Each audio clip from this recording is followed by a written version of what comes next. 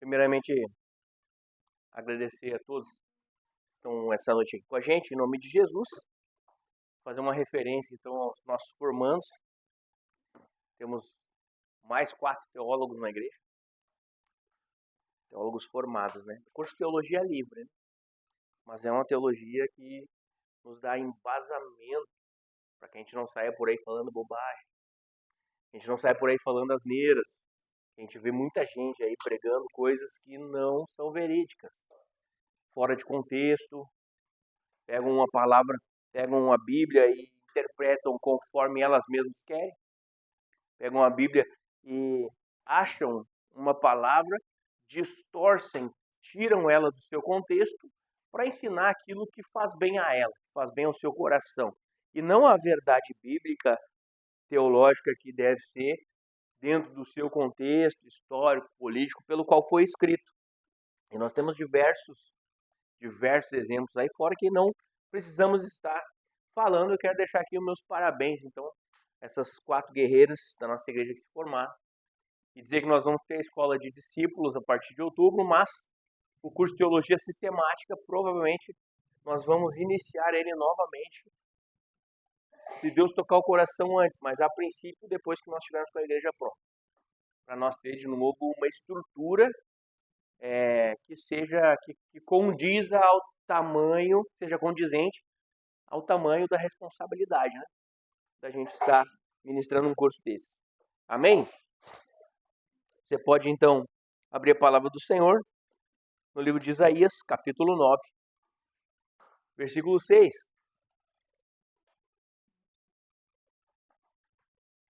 Isaías, capítulo 9, versículo 6.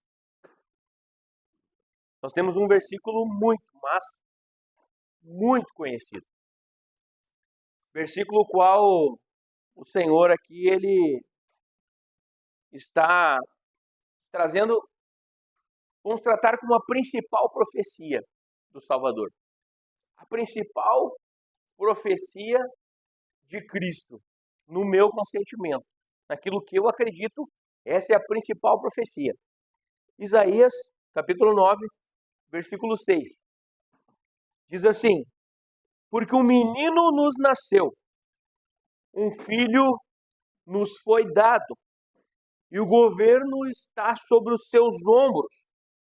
Ele será chamado Maravilhoso Conselheiro, Deus Poderoso, Pai Eterno e Príncipe da Paz. O verso 7, que não está nesse contexto, mas eu vou ler porque ele é essencial para um entendimento, diz assim: ele estenderá o seu governo e haverá paz sem fim sobre o trono de Davi e sobre o seu reino, estabelecido e mantido com justiça e retidão, desde agora e para sempre.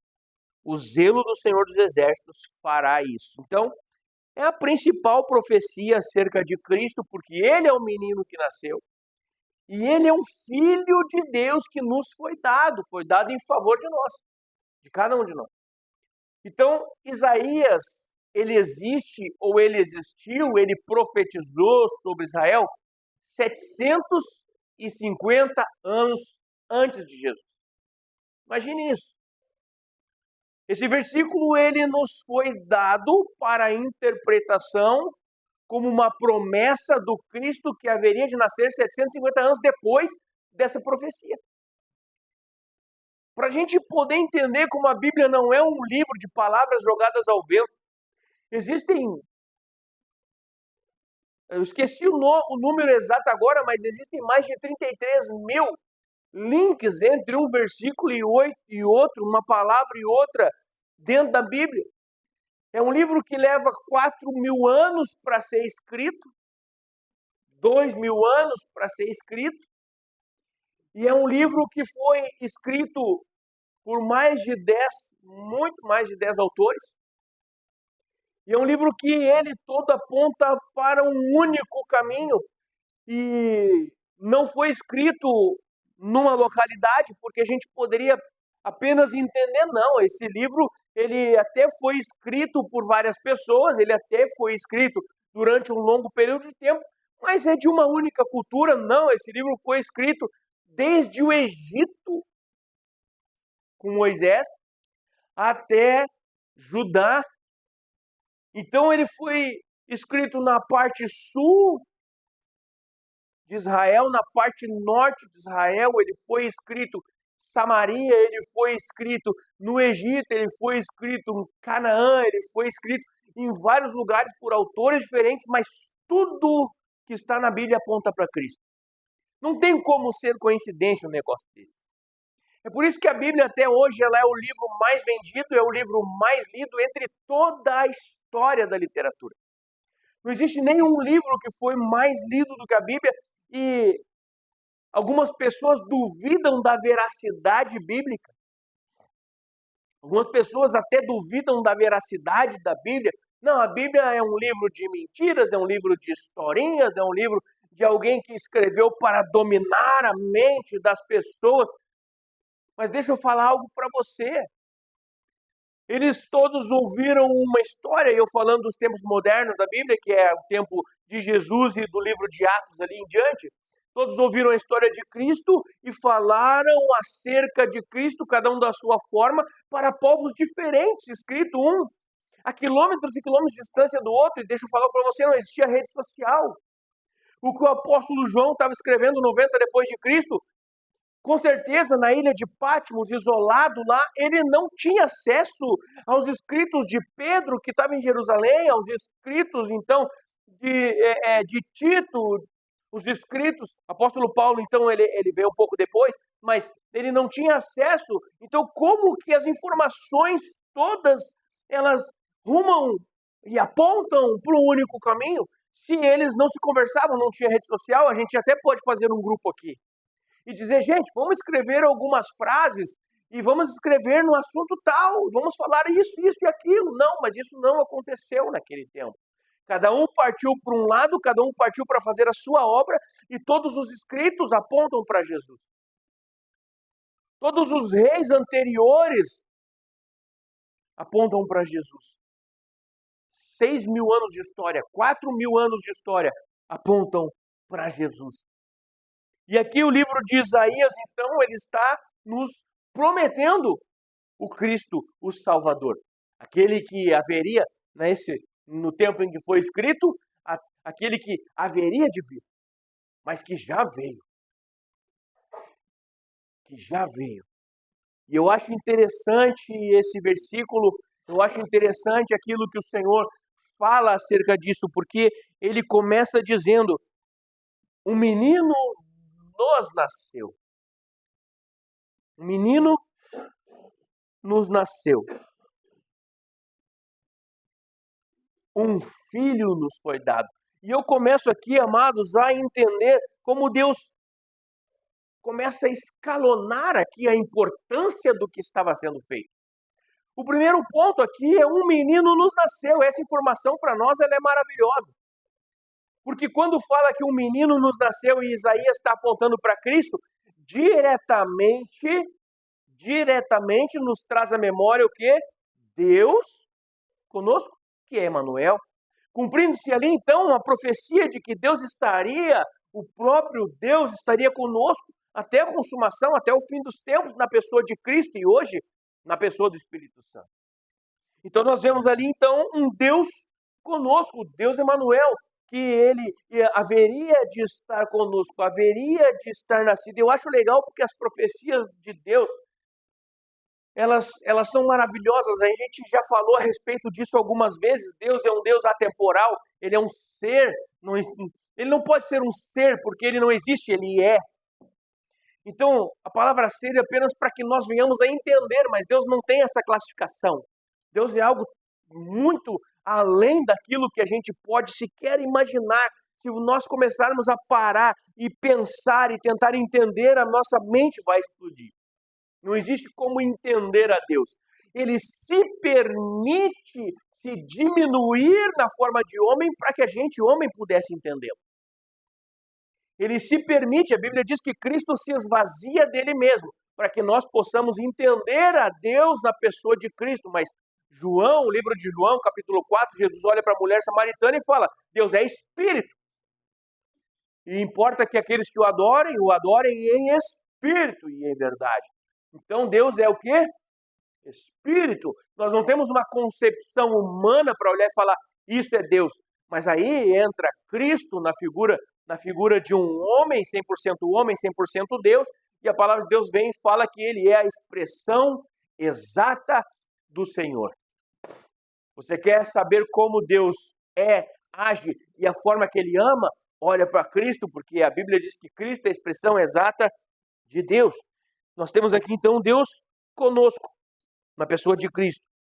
E estávamos falando que ele é um ser atemporal e que ele está fora do nosso tempo. Existe aí algumas pessoas que falam que o tempo de Deus é kairos, que o nosso tempo é cronos.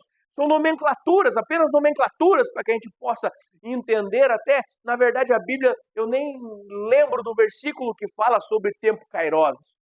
Enfim, isso é muito mais do judaísmo do que do próprio cristianismo, mas vamos entender dessa forma, para que a gente possa discorrer aqui sobre esse assunto. Então, que Deus vive num tempo kairos e que nós vivemos num tempo cronos, que é de cronômetro, que é o nosso tempo, em que o dia tem 24 horas e um ano tem 365 dias em alguns. Então, aumenta um ano, no ano bissexto.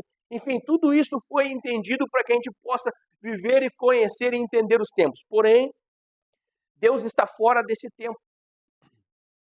Por que eu estou tocando nesse assunto? Porque se nós lermos o versículo, ele fala, porque o menino nos nasceu. Ele não está falando aqui, olha, haverá de nascer alguém que... Não. Quando Deus faz a promessa, ele dá uma promessa já como decretado, já nasceu o menino. Porque, e eu explico agora, porque ele está fora desse tempo.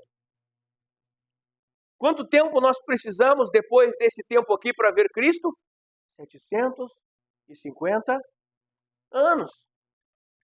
Mas como Deus está fora, ele olhou a profecia e ele já consegue visualizar Cristo sendo morto e ressuscitando, porque ele está fora dessa caixinha chamada tempo. Não sei se eu estou conseguindo expressar o que eu sinto a respeito dessas coisas, a visão que eu tenho acerca disso. Deus, então, ele está sobre todas essas coisas. A Bíblia diz que nós estamos nele, vivemos nele, subsistimos nele. Então, ele olha para nós, ele vê o seu nascimento, a sua morte, ele vê Cristo ressuscitado, ele vê Cristo sendo morto, ele vê Cristo nascendo, ele vê o mundo sendo formado, tudo numa única visão. Porque ele está como se fora, vendo todas as coisas ao mesmo tempo. Então, ele está vendo Isaías aqui, tocando o coração de Isaías, mas ele já está vendo Cristo nascendo. Então, ele instrui o profeta a falar, um filho nasceu, nos foi dado. E Isaías profetiza acerca do que ainda aconteceria como se já estivesse feito, porque com Deus é assim, ele decreta e as coisas vão acontecer. Então aqui nós vemos Cristo então sendo profetizado, e aí ele inicia dizendo, um menino nos nasceu. E ele escalona, porque ele já sabia quem haveria de nascer. Um filho nos foi dado.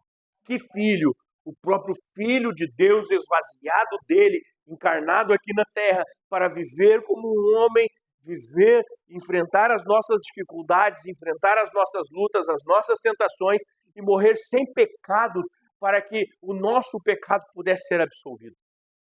Então, quando Deus olha, ele fala assim, nasce um menino, mas esse menino é o meu filho, o único, unigênito de toda a criação. E ele continua profetizando acerca desse Cristo e fala, o governo está sobre os seus ombros. Está sobre os seus ombros. Isso é maravilhoso, porque 750 anos antes de Cristo, já são 4... Eu não sei precisar quanto tempo depois do Éden. Alguns acreditam numa terra antiga de mais de 65 milhões de anos, que é a ciência. Eu não tenho essa precisão toda, eu não sei lhe dizer. Eu sei que de Moisés para cá são 4.000 anos. Então, no mínimo 4 mais 2.000, no mínimo 6.000 anos a Terra tem. No mínimo. Dali para trás, eu não sei dizer, não posso negar a ciência, porque nós não somos negacionistas. Se está lá, Se existem os ossos de dinossauro, eu não posso olhar e dizer, não, isso não existe. O osso está ali, cara. O osso está ali. Então, aqui vem dizendo que o governo, então, 750 anos antes de Cristo, e vamos botar aí, do Éden até aquele período, quantos anos aconteceu que o homem perde o governo sobre a terra? E nós falamos em alguma ministração aqui, alguns dias atrás, qual era o desejo de Deus para nós? Você lembra que quando Jesus Cristo, ele diz, ide por todo mundo e pregai o evangelho a toda criatura. O que ele está fazendo? Senão dando a mesma ordem que Deus deu ao primeiro casal lá no Éden. Ah, tá difícil de entender, vamos lá. Deus olha para Adão e Deus olha para Eva. E ele planta um jardim para esses caras. Mas quando ele abençoa eles, o que ele fala? Ele diz assim, encham o jardim. Multipliquem-se e encham o jardim. É isso que ele fala? Ou ele olha e fala assim, multipliquem-se e povoem a terra. Deus queria que nós continuássemos o seu legado. Deus queria que o ser humano, a partir de Adão e Eva, construíssem uma terra igual ao jardim do Éden que ele fez, que ele criou. E ele criou através do governo que está na sua voz, naquilo que é a autoridade e o governo que está sobre os lombos de Cristo aqui nesse versículo. Quando Jesus olha e diz assim, governem sobre a terra, dominem sobre a terra, encham a terra, populem a terra. O que ele está falando? Vocês como são o primeiro casal, vivam bem aqui, com tudo o que eu plantei. Mas o resto lá vão passar trabalho fora do jardim. É isso que ele queria, não? É claro que não, ele queria que o ser humano replicasse aquilo que ele fizera no jardim. Isso eu tenho convicção de que quando ele fala encham a terra, ele está falando assim, façam a terra como o jardim que criei para vocês. E estendam essa paz, esse governo, esse amor em toda a face da terra. Só que o homem perde o governo. Perde o governo. E lá, quando perde o governo, aí ele já começa a falar que a semente da mulher, Deus já começa a profetizar acerca de Cristo no jardim ainda. A semente da mulher esmagará a cabeça da serpente e esta ferirá o calcanhar. E aí nós começamos a ver ali já profecias sobre Jesus, mas a principal é essa que está em Isaías capítulo 9, verso 6. Onde Jesus Cristo, então, quando nasce, ele traz de volta o governo, porque um Deus entrega o governo ao homem. E o homem perde. Não para um Deus, mas para o Deus deste século. Não para um Deus com D maiúsculo, soberano, criador de todas as coisas, mas para aquele que governa este século caído e pecaminoso. Perdemos isso. Era necessário que o próprio Deus, novamente, descesse aqui e nos devolvesse o governo que nos entregou a primeira vez. Mas não momentaneamente, sim, perpetuamente até a segunda vinda dele. Era necessário que ele viesse. Então ele começa a profetizar acerca de Cristo, a falar acerca de Jesus durante todo o tempo, para que nós viéssemos a entender a vinda do Messias, o que ele traria de volta, qual a responsabilidade que ele teria na terra e qual a responsabilidade que nós precisamos assumir acerca da sua vinda. E ele fala, o governo está sobre os seus ombros. E esteve, até o ponto em que ele recupera o poder, a autoridade e o governo, e ele fala ao homem, eis que vos dou poder, eis que vos dou autoridade, ide. Sabe que palavra é essa? Exousia, que significa poder, autoridade, força. Essa é a palavra no grego para aquilo que Jesus Cristo nos entregou. E aqui continua falando acerca de Jesus, que ele é um maravilhoso conselheiro. Seu nome, maravilhoso conselheiro. O que é um conselheiro, senão aquele que dá uma direção, que dá um conselho, que diz o que fazermos? Que no momento da dificuldade, da luta, ele nos dá conselhos de vida, conselhos de caminhada, de decisões a serem tomadas. Quem consulta o conselheiro para tomar decisões? Quem de nós consulta o maravilhoso conselheiro para tomar as nossas decisões? Ou será que nós consultamos os nossos amigos? Ou será que nós consultamos apenas os nossos parentes? Será que nós consultamos apenas o nosso coração, nosso próprio coração que é enganoso? Ou será que nós, sim, dobramos nosso joelho? Consultamos, então, o maravilhoso conselheiro, porque ele não apenas dá conselho, mas dá os conselhos mais maravilhosos que você pode pensar, imaginar, conselhos de vida eterna, conselhos de direção, de caminho. Maravilhoso conselheiro. E tudo que nós vamos ler através desse versículo é um nome composto. Maravilhoso conselheiro. Depois ele fala sobre Deus forte. Não é apenas um... A gente brincou esses dias, né, acerca do Loki, que é um Deus fraco, do Hulk que dá um pau nele lá.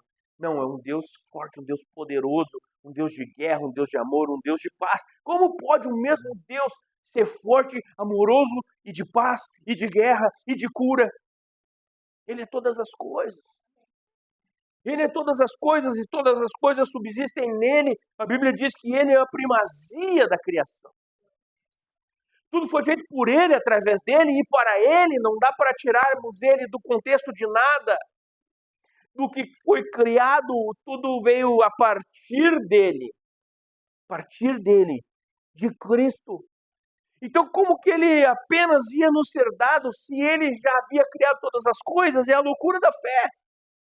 É a loucura da fé essa, queridos. É por isso que o apóstolo Paulo, ele fala, para aqueles que se perdem, isto é loucura. Mas para nós que cremos, é poder de Deus. É por causa dessas coisas, porque é difícil de crer nisso. Mas é difícil de crer nisso para aqueles que não conhecem o Deus a qual nós servimos. Um Deus que, quando você impõe a mão, a cura acontece, o milagre acontece, as coisas mudam de situações. Quando você intercede por alguém, ora por alguém, essa vida é transformada, casamentos são restaurados. Coisas maravilhosas acontecem porque nós temos um maravilhoso conselheiro. Coisas maravilhosas acontecem. Deus forte, o seu poder, a sua força é sobre todas as coisas. E a Bíblia diz que o seu nome está sobre todo o nome. Então, se nós desejamos então viver isso, nós precisamos aprender e primeiramente entender quem Ele é. Para que a gente não possa cair nos mesmos erros, nas mesmas falhas daqueles exorcistas que não conheciam Jesus e que não eram conhecidos pelo inferno. Nós já falamos acerca disso semana passada, ou talvez retrasada. Nós temos que conhecer o Deus que servimos, o seu poder. Conhecer. Quantas pessoas têm um iPhone 15 Pro Max? E eu estou fazendo uma comparação ridícula comparado ao nosso Deus. Mais que ridícula. Mas quantas pessoas têm um iPhone 15 Pro Max para jogar uma fazendinha só? E não entende que através daquela ferramenta ela é capaz de ficar rica. E ela é capaz de organizar toda a sua vida e também faz chamadas e também tem uma calculadora. Aliás, os telefones hoje em dia até dá para ligar, né? Porque, enfim, uma câmera super potente, você pode fazer vídeos, editar, você pode trabalhar com imagem, você pode... É uma infinidade de coisas que você pode fazer. Podia depois a Apple me patrocinar depois dessa, né? Mas a gente tem então uma baita de uma ferramenta e não sabe como usar. Talvez nem consegue ligar o aparelho direito. Aliás, quando eu troquei de telefone, porque antigamente você apertava o botãozinho, aparecia um negocinho ali de desligar, você arrastava para o lado e desligava. Era assim, até o iPhone 6, eu acho, 7, até o iPhone, não sei qual lá. O X era assim. Aí peguei um outro iPhone esses dias, aí fui reiniciar. Apertei o botãozinho e entrou a Siri. Tá de sacanagem? Escrito o que você quer. Pô, como eu quero? Quero desligar. Eu tive que dizer que eu queria desligar. Apertar o botão de desligar já não é mais suficiente. Então é isso que eu estou falando. Às vezes nós temos uma ferramenta que nós sequer sabemos usar. E às vezes, essa comparação que eu fiz e antes dela, antes de explaná-la, já disse que era ridícula. Nós temos uma ferramenta, vamos colocar assim, que não sabemos usar, que é o nome de Jesus, a sua autoridade, o seu poder.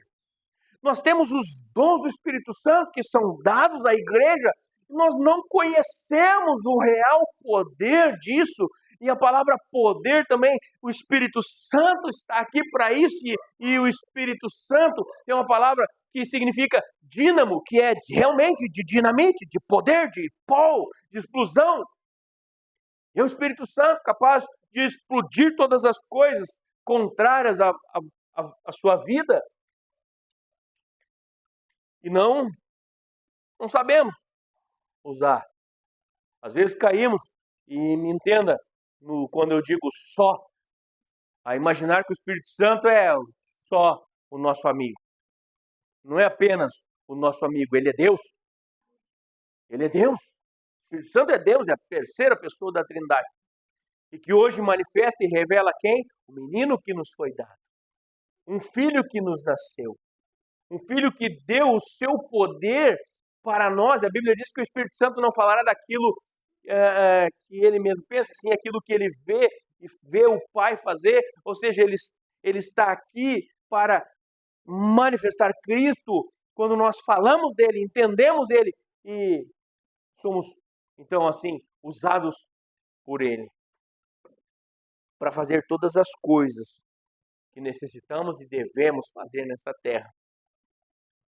Em nome de Jesus Cristo. Depois, um outro atributo também composto, acho legal, porque todos os atributos de Jesus Cristo aqui, nesse versículo, são compostos. Maravilhoso conselheiro, Deus forte. E o outro, Pai eterno. Em algumas versões, algumas traduções, a pastora falou, porque a tradução dela é Almeida Revista Corrigida, Pai da eternidade. Então, outro atributo composto. Composto por quê? Porque ele não é um Deus simples. Ele é um Deus poderoso. Ele é um Pai eterno. Não aquele que talvez falha conosco, não um pai como eu, que erro com os meus filhos praticamente todos os dias, erro com a minha esposa, erro com vocês, filhos espirituais, todos os dias. Não esse tipo de pai natural, mas um Pai eterno, um Pai maravilhoso, um Pai que pode ser o seu conselheiro, um Pai que também é um Deus forte, um Pai que estará contigo sempre, todos os dias, sempre que você precisar, sempre que você falar com Ele. Pai, não um passageiro, não aquele que está, não, mas um eterno, que estará contigo de eternidade em eternidade. E príncipe da paz, também composto. E Jesus Cristo falou muito sobre isso. Falou muito sobre isso quando ele esteve aqui. Ele disse aos seus discípulos que cumprimentassem com a sua paz. Desejem uns para os outros a minha paz.